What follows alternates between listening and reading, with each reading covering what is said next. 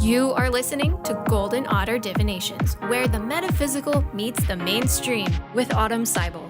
Tune in 9 a.m. Pacific the first Friday of every month as Autumn helps you manifest your dreams by connecting to loved ones in spirit, empowering you to find both physical and spiritual healing.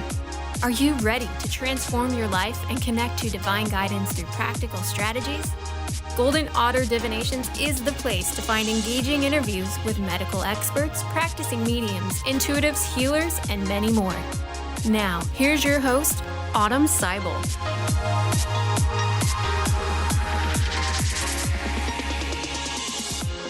Hi, everyone. I'm Autumn, and you're listening to Golden Otter Divinations on Transformation Talk Radio.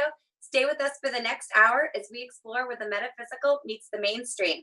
Join us live each first Friday of the month at 9 a.m. Pacific, noon Eastern, when we have new, informative, and engaging interviews with medical experts, practicing mediums, intuitives, healers, and many more to help uplift, educate, and empower listeners like you to find physical and spiritual healing. Oh boy, I am like on location right now, so I'm totally zinged up. I'm really excited. But I am calling in all millennials and light workers because my guest today is part of a rising cadre of young energy healers who are taking up the generational mantle of sharing our innate spiritual gifts. So I have Joseph Adams with me today. Hi guys. whose understanding of ascension was catalyzed after 7 years of training in the art of lucid dreaming, when he initiated an out-of-body experience during a meditation in which pressure released from his forehead and he was immersed in rhythmic indigo waves that flowed throughout his body from his head through his head and crown. This event secured Joseph's connection to an esoteric process that we are all participating in. Accessing the wisdom that emanates from this divine connection has been his driving mission to guide the collective in understanding the evolutionary process. So Joseph's goal is to shed light on the very specific dynamics that allow us to evolve. This evolution is guided by the embodiment of love. The laws of love provide two ways in which we can ultimately ascend our consciousness. Bringing light to this truth helps polarize us and align us with our choice of service. Essentially, we ask ourselves, are we here on earth to serve ourselves, or are we here to be of service to others? This is a choice that defines our progression and propels our quest towards the next level of harmonic consciousness, as Joseph refers to it. So Joseph specializes in leading conscious thought through the oftentimes formless concepts that propel our growth. Coming into harmony is no easy process, but Joseph has the ability to take formless metaphysical ideas and provide a rational, linear process for understanding them. Once we understand the way that something works, results can be attained more effectively. And you guys know I'm an educator, so I'm all about that. One of the most effective and necessary processes Joseph works with is the process of integrating the shadow. Much of Joseph's work revolves around understanding what it takes to heal our past. With each experience we have that takes us out of harmony, a small piece of ourself is left behind. Collecting these pieces back into the whole is how we find our total power. No piece of our history can be left behind when liberating ourselves from suffering. And over time, the continued effort to harmonize gives rise to our strength and connection with our higher power. A calling for integration gives us connection to our true divine selves. Wow. So that is just a little bit about Joseph Adams and what he does. And without further ado, I'd love to welcome you to Golden Otter Divinations. So Thank you, Autumn. Thank you for having me. Thank you. So we are on location. I'm calling this Joseph's Crystal House because we're literally surrounded by crystals. And I'm so excited and so high vibe right now. And I kind of have to ground myself. I grabbed a crystal to do just that. We don't really need to raise our vibration much higher because we've got these sound bowls ringing behind us. But to get us in the flow of the show, I like to ask all of my guests if they've had any golden moments lately. So a moment that made your heart sing, or you knew was sent by spirit, or just really it got you into flow. You know, I did have something planned that I wanted to say, but I'm gonna say my moment was actually right before we were sitting here, and you know, this is a live show, and I was starting to feel the little butterflies and everything. Oh no, you gotta be calm.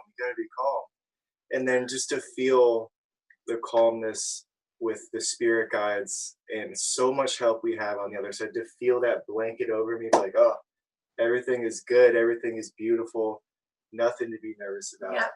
and just to know that we always have so much help just right there. So that's my moment right now. Oh, right now, Shimon. Right I now, love that. like, I love that. Thanks, Joe. I every time I record a show, I'm running around. I'm a mom. I'm a wife. I'm a business owner. I'm employed. I do all these things. I wear all these hats, and I run sometimes. And whenever I land in this spot for this show, I feel like I'm syncing up with universal timing because everything happens exactly as it's supposed to, and things that I might be worried about in my conscious mind can be quickly and easily just released, and it just flows. So I always feel like a moment of recording is a golden moment. It's so fun. Yeah. So thank you so much. So we're just gonna dive right in. Thank you so much for sharing. We're gonna talk about crystal energy because, like I said, we are in the Crystal Palace. And I just want to get started by asking, how have crystals facilitated your journey? Well, such a beautiful question. I don't even know where I would be if I didn't have the crystals with me, because to fast forward, it's like, what are the crystals doing? What's their relationship with us? And the most important thing that I learned with the crystals is that they're teaching about ourselves.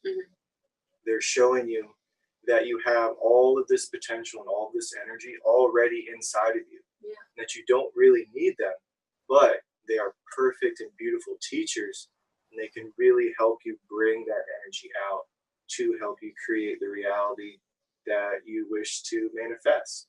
So that's what they really taught me. And so I can't not say something about my favorite crystal, which is this one right here. I don't think you guys will be able to see it from the on the screen, but it's actually a green tektite. It's called moldavite, and this was the crystal that literally started everything for me. That very one, or Not moldavite in general? Moldavite in general. The little one, I have an altar upstairs. My first little piece is sitting on top of it. It's the start of the show. How old were you when you found your first crystal? To the questions.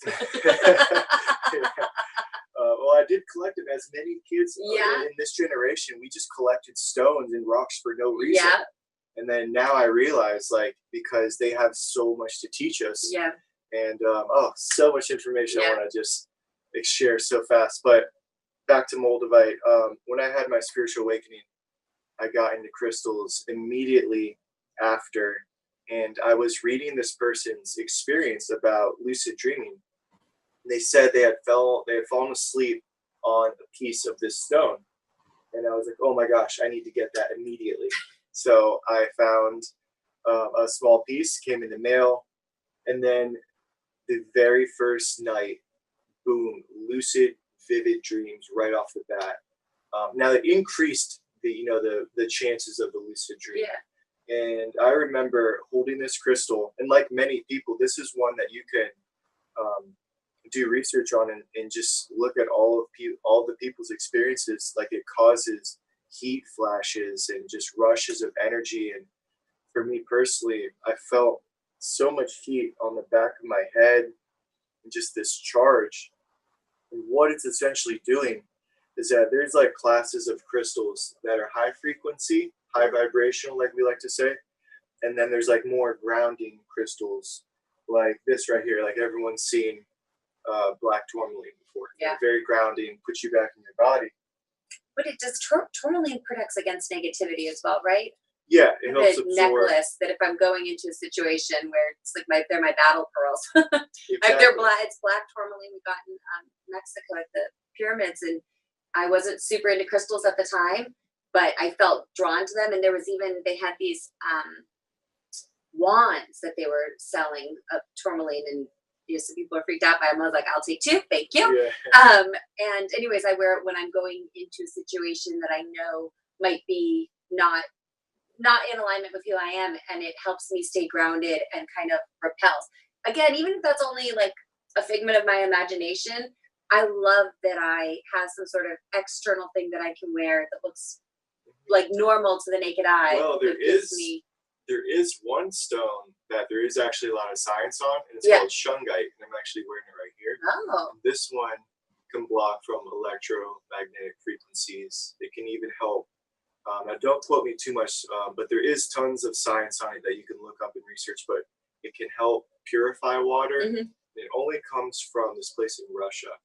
What's it called? It's called shungite. Shungite. Yeah, really Shungite. common stone. Okay. It has actually antioxidants that come from it, Very and they're called cool. fullerenes. You know, in the mom world right now, like a lot of kids are wearing amber. Oh So, yeah. and as I just saw an info very recently. my daughter had show and tell this morning and had to bring something about the weather, and we were trying to, and she forgot her thing at home, and she was wearing her amber necklace, and I said, well, baby, you can just share about your necklace. And she goes, well, why, Mom? And I said, because when it gets warm, when the weather changes and it gets warm, it releases into your skin, and remember, it helps you calm down. She's like, okay, I'll just share about that. And I'm like, whew, crisis averted. Is it also But anti-inflammatory it's as anti-inflammatory. well? Yeah, so it's like moms are using amber necklaces for teething. And I was late to the trend. I could never get a necklace on my babies. And then when they became little girls, it was like the easy option. And now they just wear them. And I notice a difference. But it's kind of like an easy into crystals, especially if you're a mom or, you know, a woman. Necklaces are really easy into crystals. They suit some form of purpose. Yeah. Too. Yeah. There's no I don't know how much of I could get away with at work walking around with one of these, but you never know. I get away with it. So it's labeled, this is for calming. This is my calming stone. Yeah. Anyways, okay. So you were saying your first piece was moldavite. Yeah, so the first piece was moldavite. That's the stone that I tell to everyone, if you can only have one stone for, as long as you can live, this should be the stone, due to its potential to help catalyze and open and awaken. Because it just draws up that energy it's just the most powerful activator.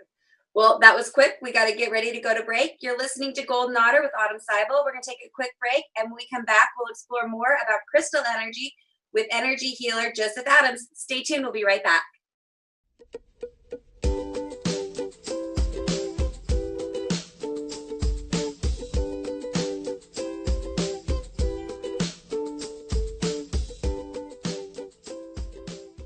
We are back on Golden Otter Radio with me, Autumn Seibel. My guest today is millennial lightworker Joseph Adams, who is talking to us about his energy healing work. But before we continue, I want to make sure everyone knows how to contact him. So, Joseph, could you give us your contact information for listeners? Yes. So my website is www.josephadamshealing.com.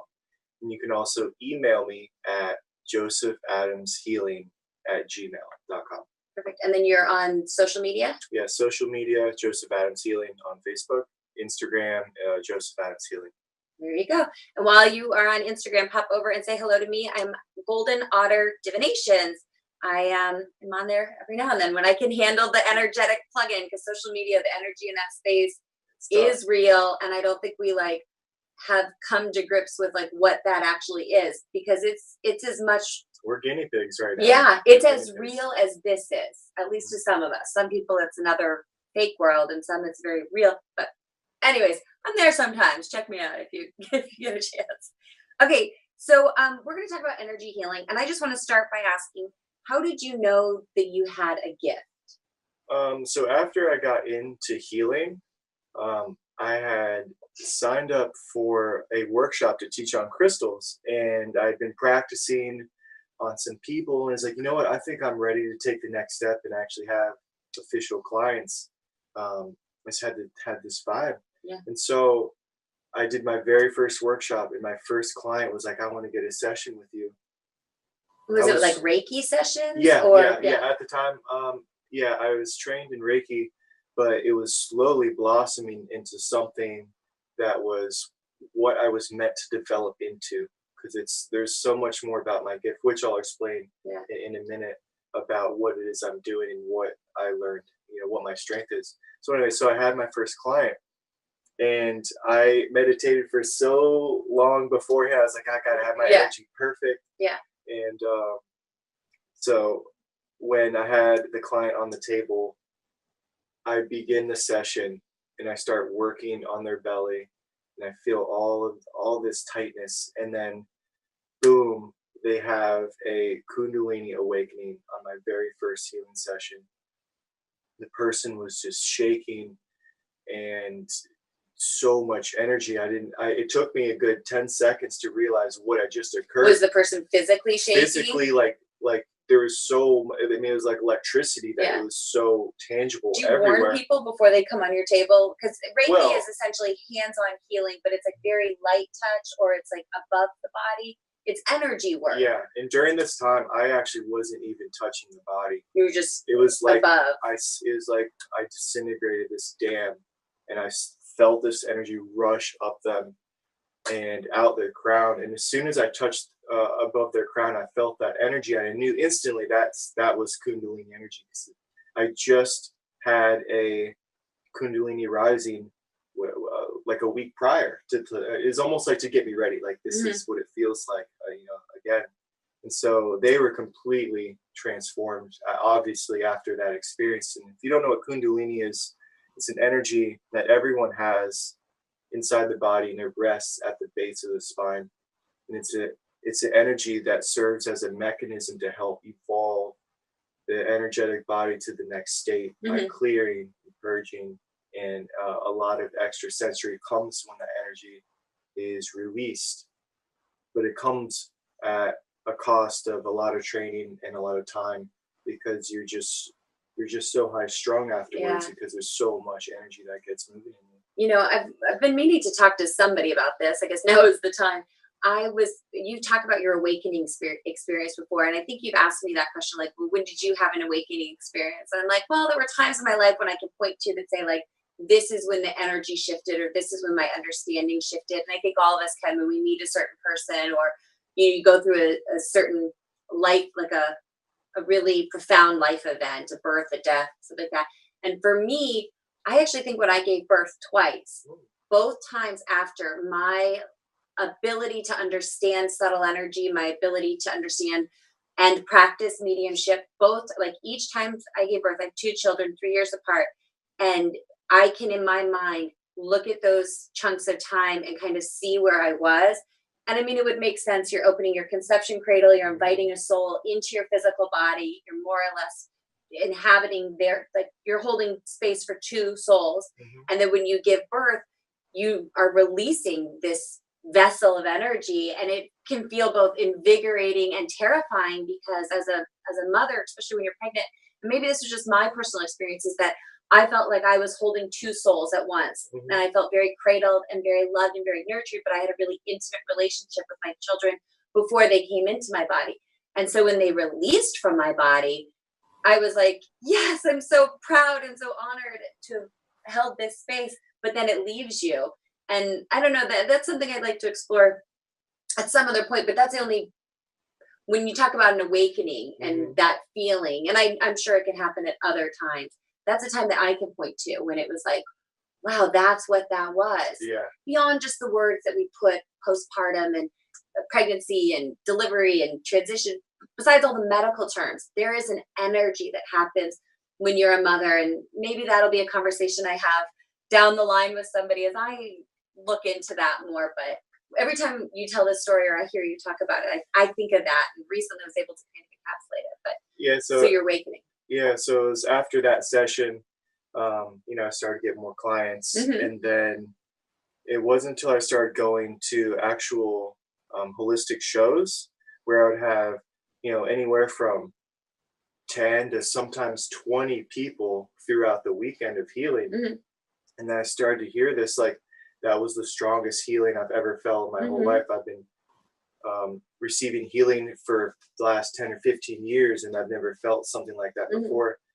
Somewhere after the second, third, fourth, fifth time of hearing that, you're like, there's something, what am I doing actually? Why is this happening with me? And then that's when I started to get more in tune with my gift and what it actually is and what I'm doing. And so part of it is that I've learned how to ground and hold such magnitude and strength of some of these non-physical entities, and I can bring them so close to this dimensional energy. And by doing so, that allows for them to get very, very close to the recipients and to do what is that. So you're acting as a channel. Yeah, more like an anchor. And then also learning how to work with them, because they work through your higher power, meaning like my evolved energy, my, not this 3D, but, your non-physical aspect is working in conjunction with them. It's like they're merging with your higher power, which is everything that you experience. Mhm.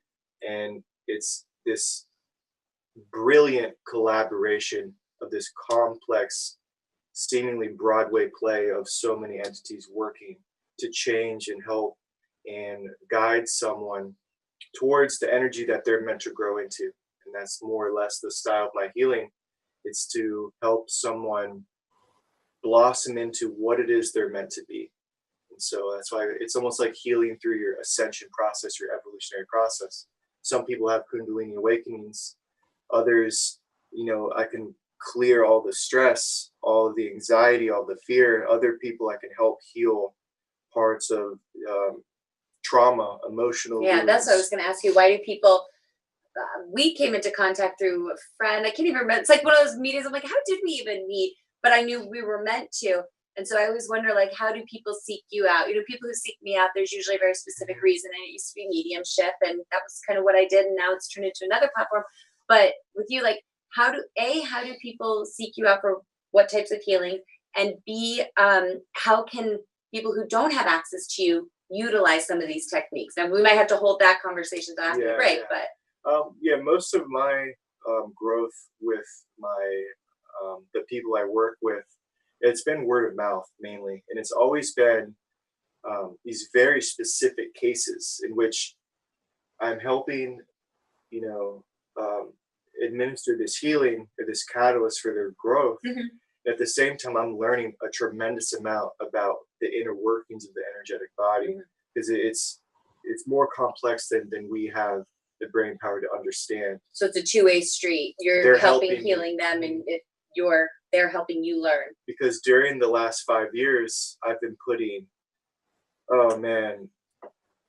countless hours, at least 1 to 2 hours every day into meditation, in which goes into the form of self-healing, expansion, and new growth. And that has really been a huge asset to me, is being able to do that. I want to talk about meditating. We'll probably do this later in the show because, I love the idea of meditating for 2 hours, but in the modern world, as a mother, you have to make the time to do it. Mm-hmm. And like, there's just we all come to learn different lessons, and what a fortunate position you're in to be able to create that time, not have that time, because you create it. Yeah. And if people want to do things, it's just like with anything. If you want to learn, you have to make the time to learn. If you want to grow, you have to make the time to grow. If you want to heal, you have to make the time to heal. And you really have to prioritize what it is that you're seeking in your own life. Well, a lot of people are meant to blossom into their, their goal for this life, and it's the reason you would want to go see a healer, someone who practices the life, because this is a lifestyle. This isn't like this something I do on the side. Yeah. This is your. As soon as I wake up, every present moment is how to keep myself in a growing state, and that's not a discipline. That's just what happens. Yeah, it's a natural thing. But the reason you want to go see a powerful healer is because you get to benefit off of the work that they put in. Yeah. You don't have to go put in all that thousands of hours of meditation to learn this one thing or to have this catalyst of new growth. You can go to someone who's powerful and be able to get activated in a very quick way. Yeah. And so that's also another form of healing that I can do, like quick activation, is to give that activation. You know what? I was just I don't want to talk about it too much, but I was just at a Tony Robbins event because I watched that I'm Not Your Guru thing, and I always was kind of what's going on with this person? I thought he was kind of my mom's generation or older. I'm just is he still around? And I actually went in person, and there was some stuff that we learned at that seminar that talk about activating. It gets so rooted into your soul that when you activate or when you come into contact with it, you don't even realize, and it becomes subconscious. It's not planting. He's not making you do anything. He's calling out a part of your soul where it's if this is where you want to live and this is where you be, this is how you have to show up in the world. Mm-hmm. So it's not anybody making anybody do anything. It's you stepping into that in a space that's And created. just feeling his presence, Yeah. because it reminds me of some of the. Hold on one second. You know what? I really want to talk about this, but we gotta go to another Yeah. break and have it so quick. Hold that thought. We'll be right back.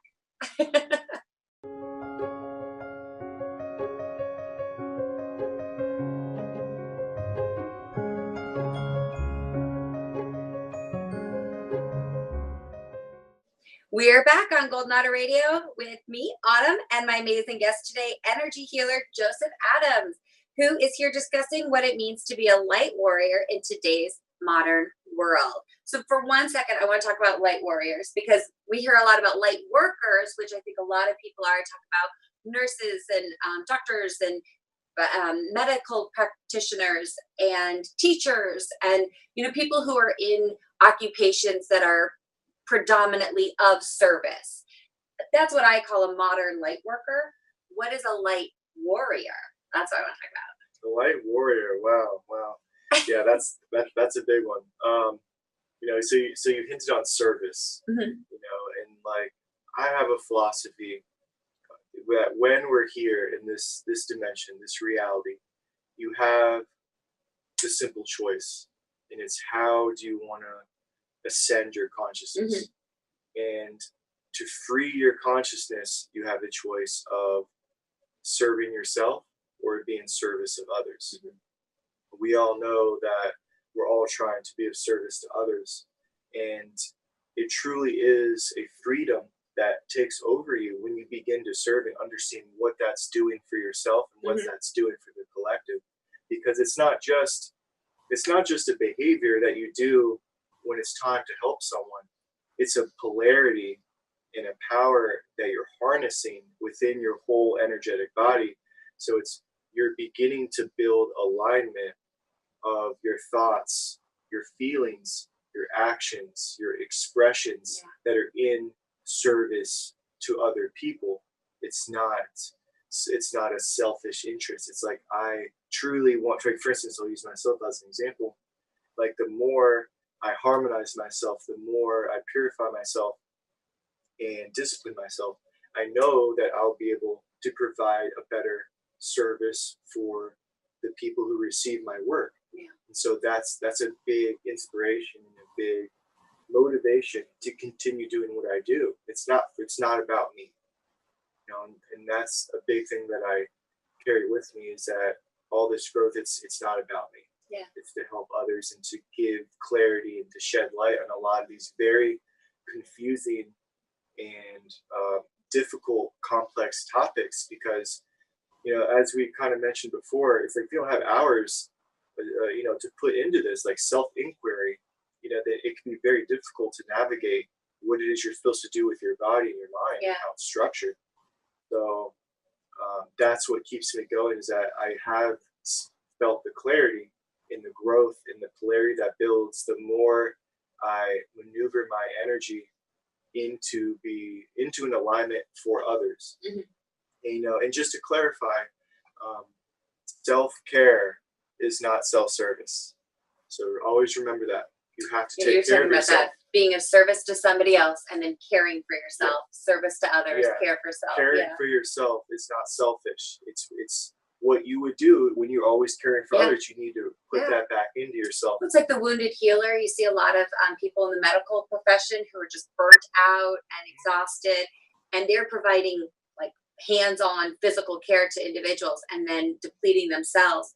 And it's like, when you find a balance of a healthy way to recharge, to give that's just a more mainstream example. In the metaphysical world, similar thing happened with, I was doing too much mediumship. I was channeling too much, and I just got to a point where I was burnt out, and I, went back into my education roots. We were just talking about this. I spent a year more or less just being normal and being grounded and doing what comes naturally to me, so that I could in some ways care for myself to later be of service. And that self-care can be a day, it can be a year. It's kind of, it's all, time is relative, so it's whatever you need. But I like that idea of being of service to others, and how we use our spiritual gifts can either be in service to ourselves or service to others. I like that. I really like that. So I want to talk about receiving energetic transmissions. So what were the first ways you received energetic transmissions? What is So an energetic transmission? I guess it would just be the transmission of a new higher dimensional frequency. So if you ever, Like an idea that comes to you, or a feeling that comes to you rather than emanates from you? it could be a feeling, or it could be literally a direct connection to a higher frequency, a higher vibration, because there's so much more order and wisdom and information that comes from a higher frequency. Now, what is a frequency? So right now, we're all engaging on a mental plane. We're understanding the English, the words we're saying, and we're on this mental frequency. But in meditation, when you silence the mind and you achieve clarity, you're able to go to these higher frequencies. So let's, like love, compassion, that's a higher frequency. There's more information that comes to you when you're in those states of being. And so when you get to the third eye, the energy that a lot of us open up and have these very transcendental experiences, there's just, you're experiencing so much more of reality, so much more information in the present moment because it's a higher frequency. And so one of the first ways that I did was with the crystals, and I would just lay down. This was probably right after my big awakening. I would lay down and I would just put all of these crystals, I would just lay them on the body and I would just be like this, and I would just feel, and I would start to feel different vibrations. Like a crystal grid, kind of. Yeah, I would develop a crystal layout, and I began learning, some crystals activate other energies, others more grounding. So I began developing different combinations, and had to help with one of my soul family members. I'll give her a shout out if she's listening, because she was a pivotal part in helping build all of this knowledge. So much love to her. Can say her name. Yeah, Kara Christopher. Oh, I know Kara. Kara.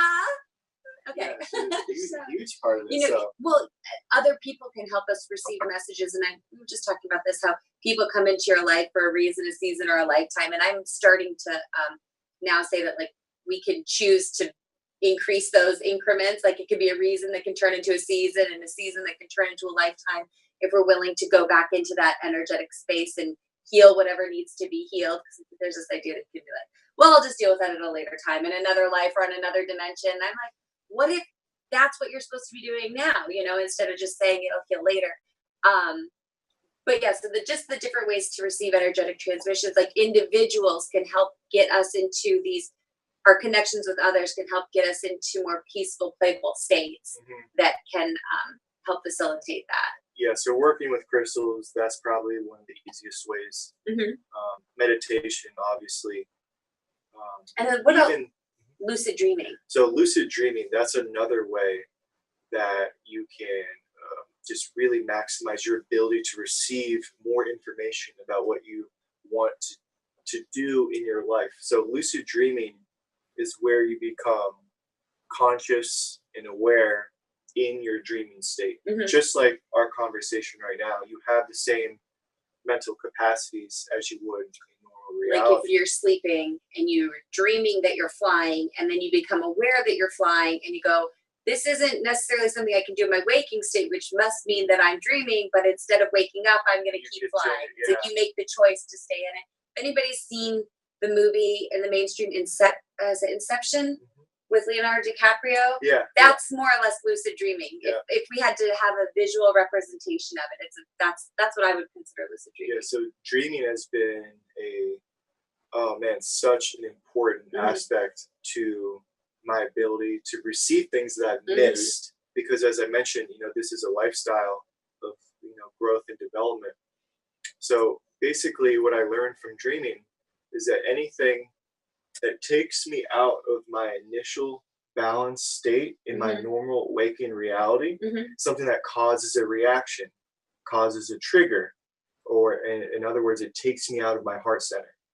If it was something important enough, I'll actually receive a dream that shows me what emotions came up that I missed, what parts of myself do I still need to work on. And it'll be so beautifully scripted and designed in the dreaming state, because it's your higher power, and your guides can actually help build dreams for you as well.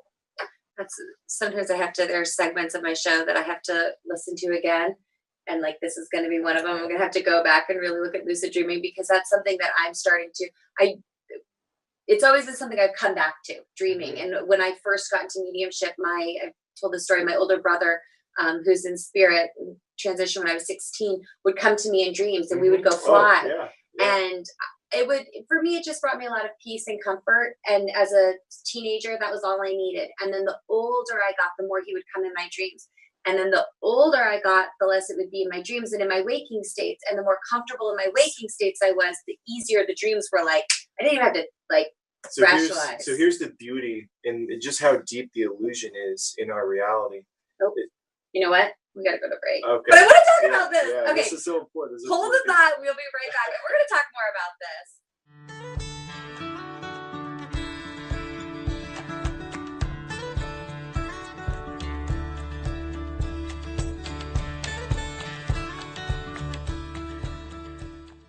We are back on Golden Otter Radio with me, Autumn Seibel, and I have Light Warrior here, Joseph Adams, discussing the bridge between the metaphysical and the mainstream.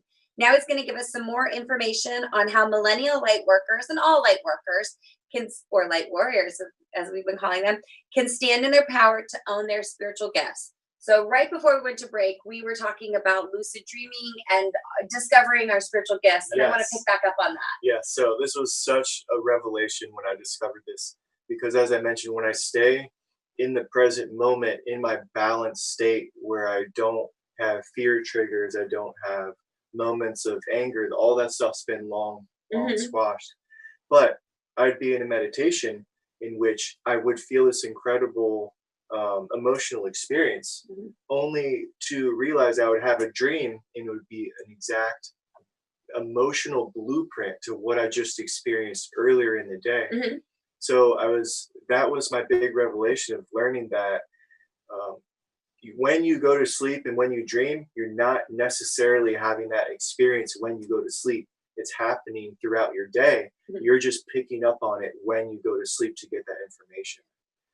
We were saying, I said to Carter, our producer, I said, I hope you caught this, because we were talking about this during the break. And essentially you're saying that there is no differentiation in time or space. Like if something is happening throughout your day, you're just catching up to the energy of it in your sleep, because time is just a construct of our imagination or our believed reality with which we interact with this physical world. Time is a blossoming effect. All of your energy is blossoming at once, but it's just constructed so beautifully. You feel this linear progress. So when you really have these new perceptions, it really is mind blowing, because you're like, what part of the blossoming flower am I right now? You know, that's a cool way to look at it. I like that. Yeah, that's like, I was talking to actually my mom about this, because the passing of my brother, his anniversary, he passed away on his birthday, and so he died and was born on the same day. And that has always been one of the weirdest life mysteries to me. Like, for someone to transition, to come into this world and to leave on the same day has always just been something that piqued my curiosity. So anyways, my mom and I were talking about him. There was an earthquake and up in Alaska, and some things fell off the shelf, and it was his obituary and notes from his funeral and the last few things that he had said to us before his passing. And my mom was just saying, I haven't looked at that in so long, and I haven't talked to him in so long. And I said, well, time doesn't really have meaning over there. And so for us, it's been 15 years, but for him, I don't know. I'm like, I should check in and say, how long has it been? But is that an answer you could really give me? Because it's just different. It's just a different construct. But it's like you're saying, we're catching up to the moment. And the more we were talking about him as it led up to his anniversary or birthday, or whatever you want to call it, the more he was present around us. And it was like, we caught up to that moment in time. Like I'd been building the energy about him and with him and reconnecting. And then it manifested in the physical environment for, people who maybe aren't as focused on that as I am, because it's part of my spiritual gift and what you want to call it. But so speaking of, I do want to talk about that. What advice can you give to those with spiritual gifts, or those just discovering their spiritual gifts? Because how long would you say you've been consciously aware of energy and your ability to heal and living this lifestyle? Yeah, this lifestyle. This is not mainstream. This started almost I guess it was January 17th of 2014 was where it was like light switch, one day you're like this and the next day you're doing something completely different. So yeah, since then. But my recommendation is to understand that the spiritual gift is just that. It's a gift. It shouldn't be something that you define yourself with, because it's not you. It's not fully you, and it shouldn't be what you think you are. And I like to, as I was saying this before, like my great humbling moment was where I was at a show and I got there a little bit late and I didn't have enough time to warm up, to get myself primed and ready. And I had my main healing guide come down and literally just blast me into the vibration within moments. And that's when I started to realize that, like, it's all them. They are the ones that can really fine tune you. And so what I would recommend is that your spirituality is your connection to your higher power and to the creator, to creation. That's your spirituality, how much you know yourself. Because that's what happened to me, was the more you learn yourself, understand yourself, you get to know the creator. And so that relationship is your spirituality, not your psychic gifts. They're there to help, and they can be very spiritual and lead you to certain understandings and realizations. That doesn't make you spiritual. Or necessarily, it shouldn't become your identity. Exactly. We were talking about this earlier, where I was doing a lot of mediumship and a lot of readings, and I found myself in a position, because I'm an educator, I like to explain things, I like to go into the details, I like to elucidate things that maybe might be half clear, but a little bit still unclear. And for me, I found, like, with mediumship, I had to almost have a story. So people had to know how I was doing it, why I was doing it, when, where, what. And then it became more about education than it did the readings. And I always say, like, I'm not the best medium that ever came down the pike, but I happen to be a pretty good educator and understand the workings of mediumship.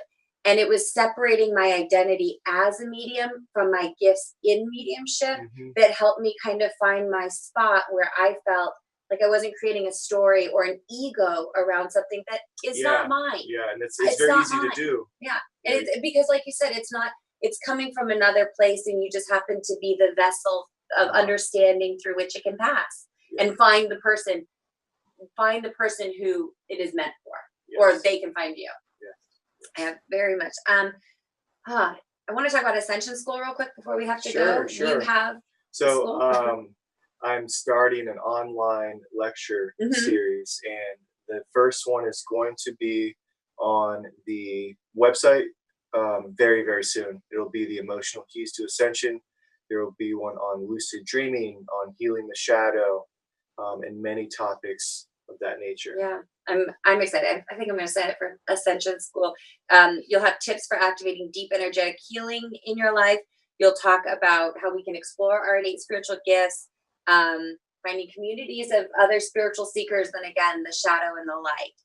But you know what? That's it. It is already time to wrap up. I can't believe it. So, hey guys, thank you so much for listening. Be sure to follow Golden Otter Divinations on Instagram, where you can check in and let me know about your golden moment so that Spirit and I can cheer you on. Also, if you'd like to contact me or join my monthly manifesting membership, Lunar Manifestations, visit my website. It's goldenotter.us. Golden like the precious metal, and otter like the precious animal.us. Please take a moment to sign up for my bi-weekly email and get up-to-date info on all things Golden Otter as we head into the new year 2019. It also makes a great heart-centered gift if that's what you're looking for, something a little off the beaten path for your loved ones. So I want to thank my guest today, Joseph Adams, for sharing a wealth of energetic healing and transmission. And I would thank you all for tuning in. I had so much fun sharing this sacred co-creation space. Too. Thank you for having me. Thank you. Thanks, everyone. Please join me every first Friday, 9 a.m. Pacific, noon Eastern. Our next show will be Friday, January 4th, with Doctor of Chiropractic Medicine, Dr. August Manelik, discussing chiropractic care and body work for a fun, flexible start to the new year. I'll be up in Alaska recording that, so tune in so you can catch the majesty of my home state. All right, have a great week, and I'll feel your vibes back here next time. Thank you for listening to Golden Otter Divinations, where the metaphysical meets the mainstream with Autumn Seibel. Tune in the first Friday of every month at 9 a.m. Pacific on TransformationTalkRadio.com. Exploring where the metaphysical meets the mainstream, Golden Otter Divinations helps you draw in the abundance that is yours by divine right. For more information or to listen to this show, visit goldenotter.us. That's golden like the precious metal and otter like the precious animal.us.